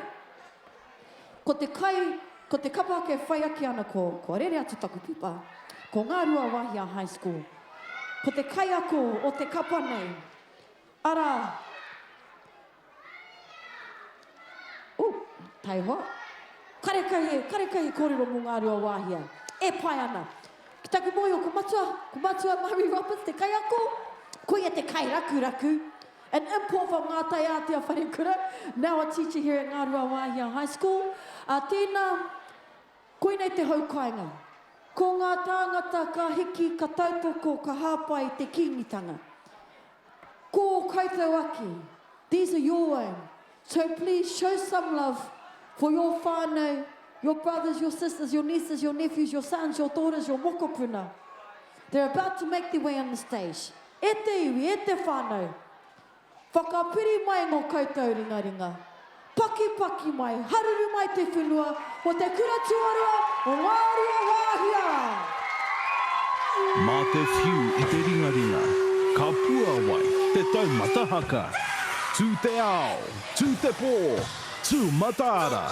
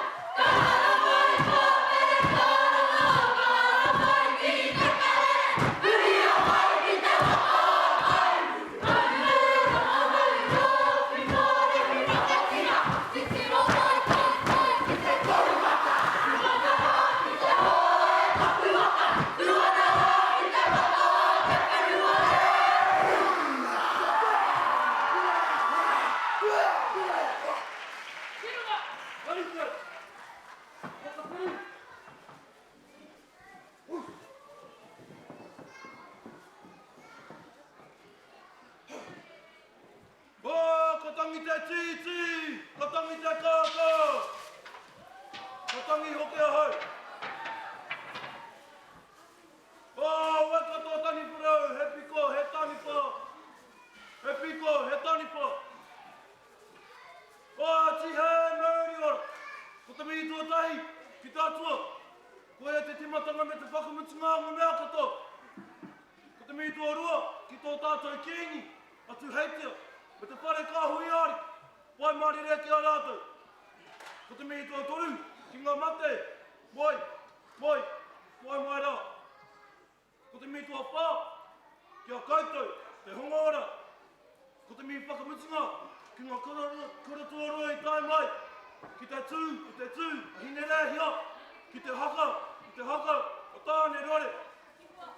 O reira, tēnā koutou, o tira, tēnā koutou katoa. Rua whakaraupo mai ki te whakanui te kaupapa o te rā nei.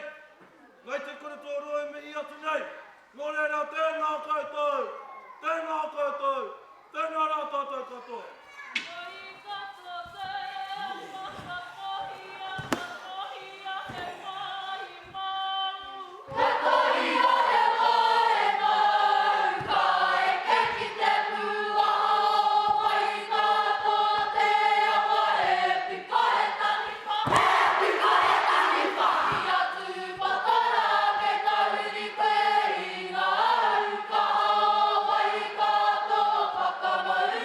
Tira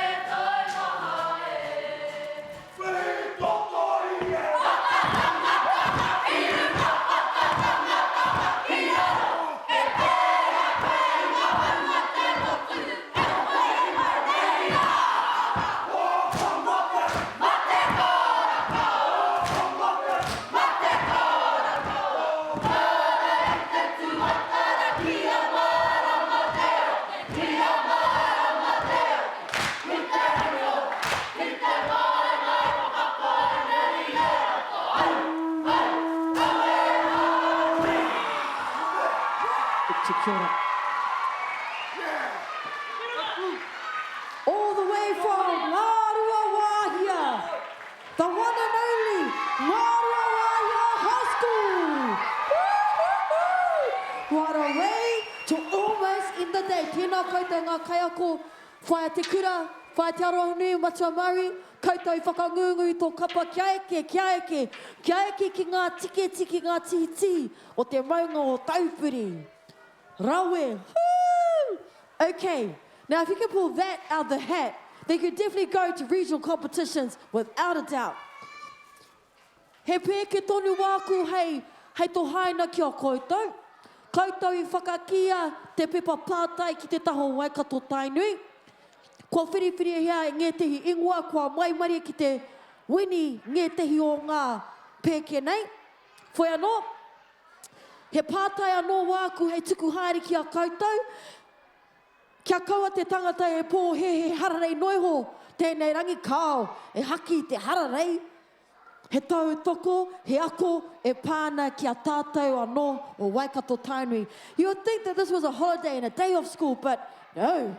This is a day of learning, a day of supporting, a day of giving, and a day of being. So, I have more bags to give away. Those who filled out the questionnaire form at Waikato Tainui, some names have been drawn, and I'll read those names out after I give away a couple more of these bags. So, Tamariki mā, Taiohi mā, Mātua mā, he pātai wāku, kai te haere. I have some questions, and you may know the answers to these questions. Ko ngā mahi whakatūtūringa, ka tai ka haramai ki te whakautu. Okay. Ko taku pātai tuatahi, aroha mai ka maua i gaku mōwhiti ne, kia tai e te kiti a koutou. Ko taku pātai tuatahi, ono te kaumā ngā marae, āhua whera, kairoto i a Waikato Tainui. Mai tērā ono te kaumā o ngā marae, whakaingoa kia toru ngā marae. So there are about 68 marae within Waikato Tainui. And what I would like you to do is to give me the names of only 3 marae out of their 68 marae that you might know. Nā reira, haramai, darling, haramai, ai, ko koe. Haramai, ai, o korua tahi. Haramai. Yeah. All right. Tuatahi. No whia koe ko wai tō ingoa. Ruben Tupaia. No whia koe, Ruben.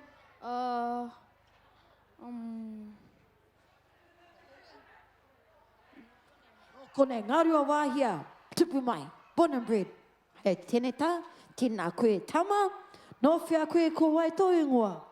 Tikirau whare kura. Tikirau whare kura. O ingoa rongo nui tērā. Noko nei. Okay. Kapa e tiki, homai e toru, o ngā ingoa o ngā marae o roto o Waikato Tainui. Heha ngā marae e toru o Waikato Tainui. Te ohaki? Te ohaki? Ai? Yeah!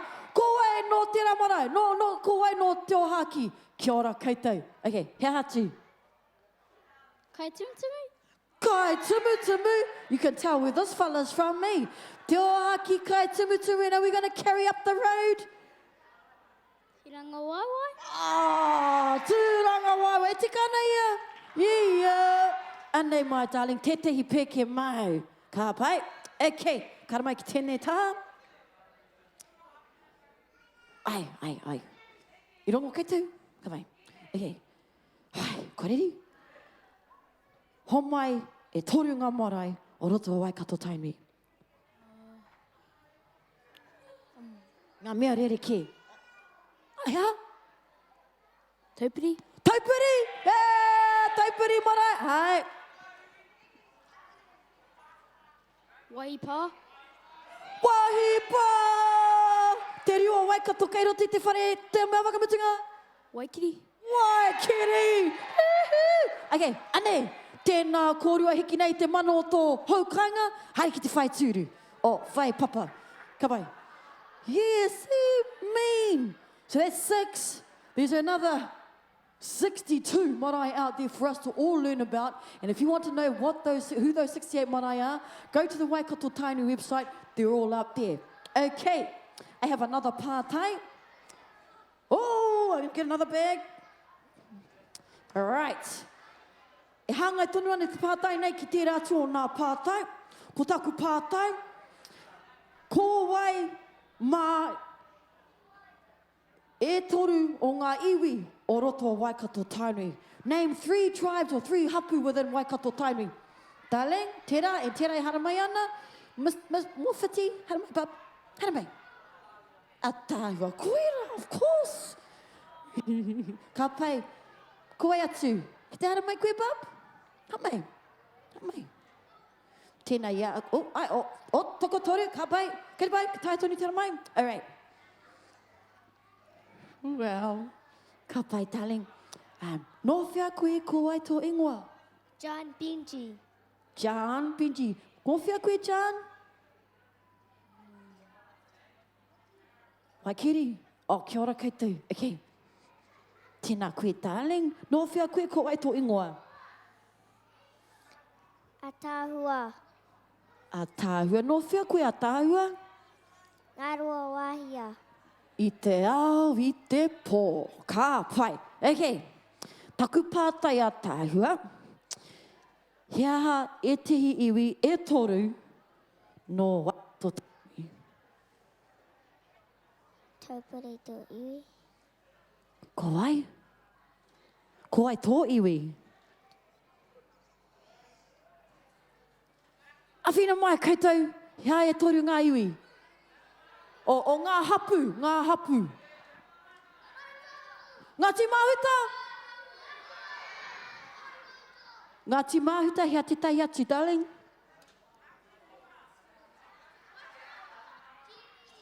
Ngāti Mahanga? Ka pai. Mahuta, Mahanga. Ko ai atu. Ko ai atu. Ooh.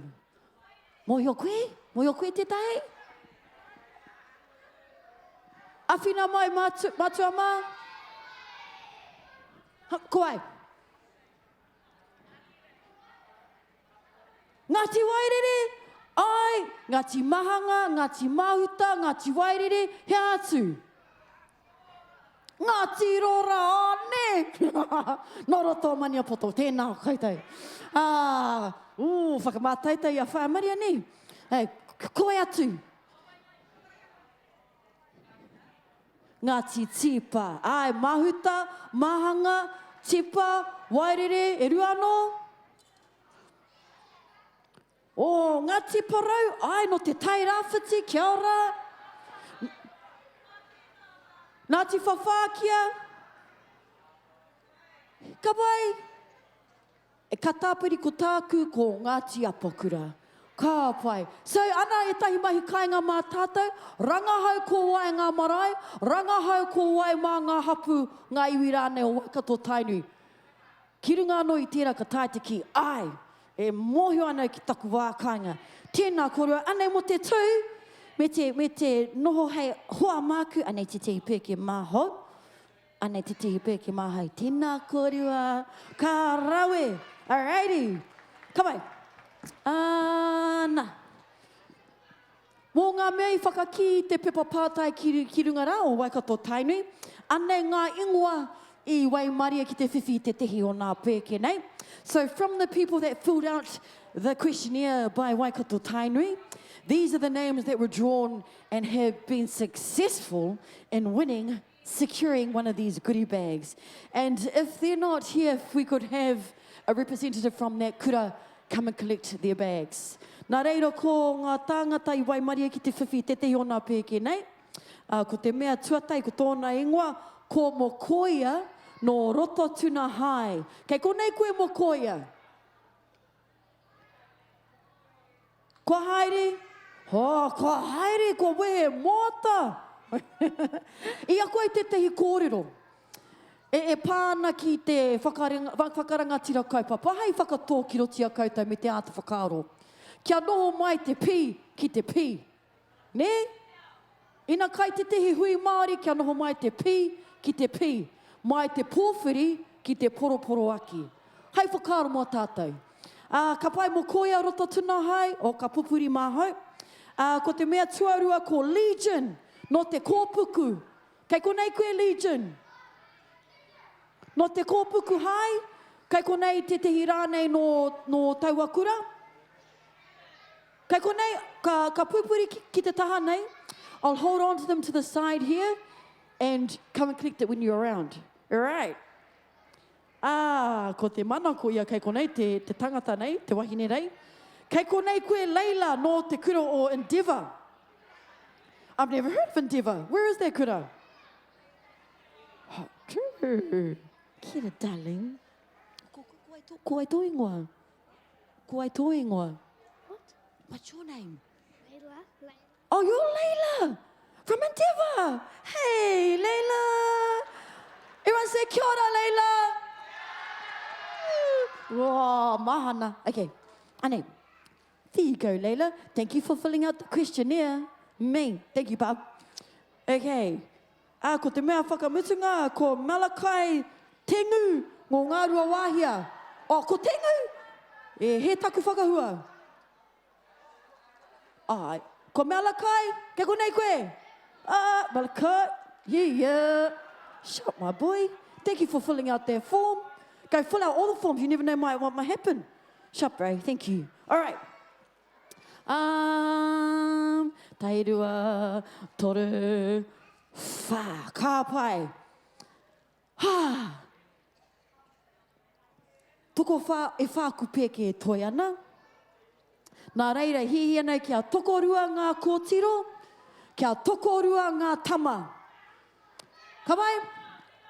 Tai, hara mai, darling. Hara mai, waiporo, ai ko koe. Rua ngā tama, ai ko koe. Hara mai, me koe. Hara mai, hara mai. Oh, hara mai ki te tuki konei. Okay, oh, titiro ki tēnei patu pai rehe. All right, o tokori mō koutou. Tairua toru wha. Oh, okay. Might have to toha here. All right, ko te mahi mā koutou. Moi ana koutou hea taku mahi ne. Ko te mahi he whakātu i tō kaha, i tō pūrotu, i tō ātāhua, ki te whiua i o mata, ki te tuku i o karu, ki te whakaputa i o whatu, kia pū kanakana, kia whā kanakana, kia pō tēte, kia pū kanakana ki te hunga. Okay? So, for those of us that don't know te reo Māori yet, what I'm asking our babies to do right now is to give us their best, most flashes, most stunning, most scariest, most captivating pūkana ever. Okay? And we want to see how long they can hold it. All right? Do you want me to demonstrate for you guys? Shall I demonstrate? All right. Now, I can't do the tāne one, but I'm sure that you know. So, what I want you to do when I go, tahi, rua, toru, wha, pūkana, then you give me your biggest pūkana with a ringa, okay? Like this. Into the sun. Kill it, okay? Ka mai, kōrere. All right, okay, first off, I want you to do 5-star jumps to get that ihi going. Ready?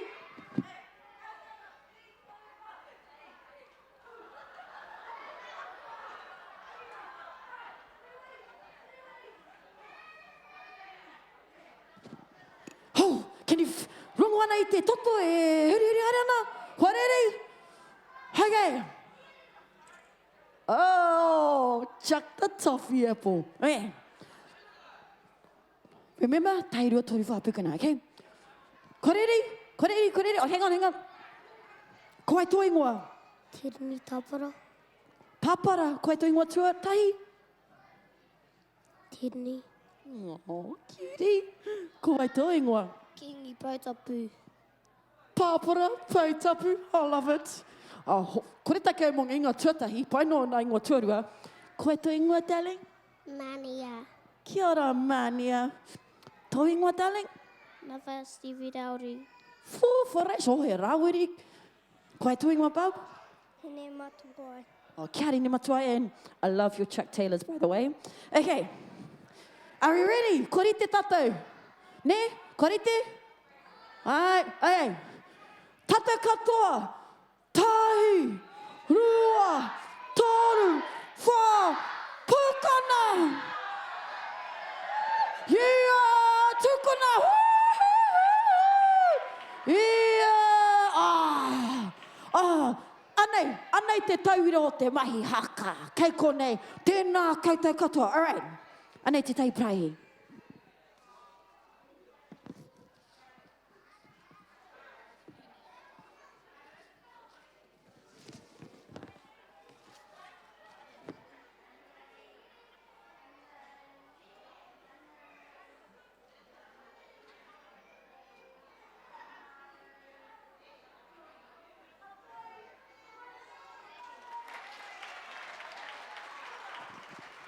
Ka pai, e whangana te kapa whakamutunga, hei whakangaho i a tātou, hei whakoki mai te mauri ki te whenua nei, kei muri rātā rātou, tō rātou kura e tūana, kei konei a matua waru, me o ana hu whero.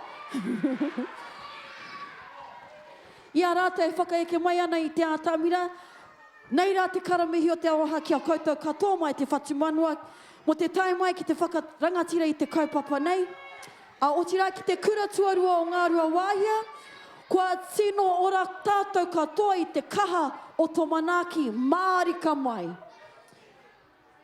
Ai e māpera, tēnā koe te tuahine mo te whakatū i tēnei huinga, kia whai oranga ai tātou katoa i ngā kura auraki, a tōna wā ka tino puawai tēnei whitiwara, ka hono ki te mea matua, koira te wawata nui ia.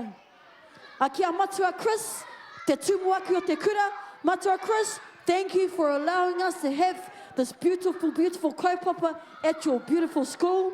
I remember when I argued with my mother to come to this school, crack up, eh? Actually did my practicum here too, and he kura a tāhua tēnei. A ka pai. A tēnā e te iwi. Tēnā e te iwi, ka fuatau i te rākau nei ki taku tungane, kia Leon, mana no e whakamārama nei te kapa. Mā te whiu i te ringaringa, ka pua wai, te taumata haka. Tū te ao, tū te pō, tū mataara. Tai paripari mai ana nei. Te ngaru tai ohina tēnā i runga nā i tēnei pai ko whakaeke mai kōtona. Ia kōtona kui mā, kei raha ki rā i a mātana i tēnei rā. Nei te mihi atu nā kia kata, te whakamahana mai ana nei, te karanga i karangahi nei, i tēnā kura tuarua, i tērā kura tuarua tēnā. Ana, ko tai mai nei. Ko tai mai nei a manu enui, a manu aroa, a akara whānui, a te ohanga ake nā tēnā. O tira ko mātana ko te kura kaupapa Māori o Bernard Ferguson. Nō reira, pūki paki mai rā mo ngā mokapuna nā koutou anōki. Tēnā koutou, huri noa, tēnā tātou katoa.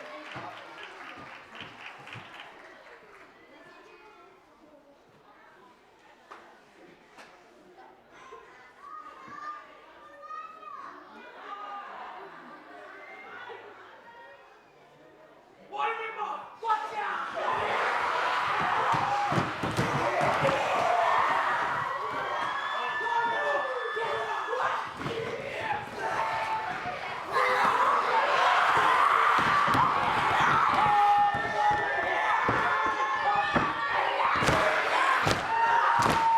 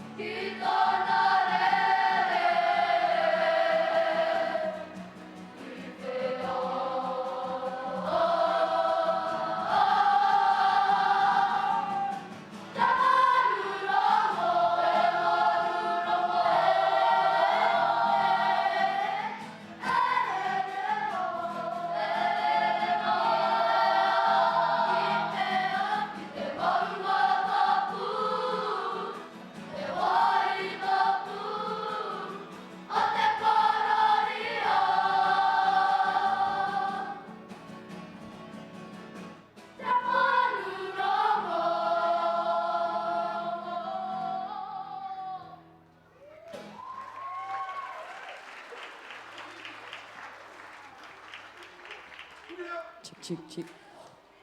Oh, the best weather, the best haka, the best venue, the best vibe, the best wairua, doing all the mahi and getting all the treats today.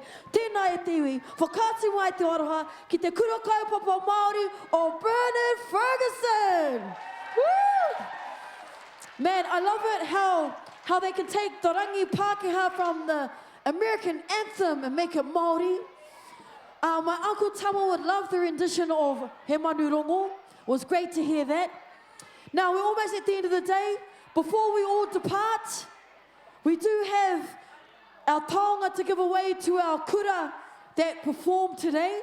So I'd like to ask representatives or the kaitātaki from ia kura ki te haramai ki te ātāmira, ki te whiwhi a koutou, tō koutou taonga. So if I could have all our kaitātaki, or at least a representative from each kura today, to come and receive your taonga to acknowledge your involvement at this year's He Tai Ohinga Maro. Nā, kai ia tō.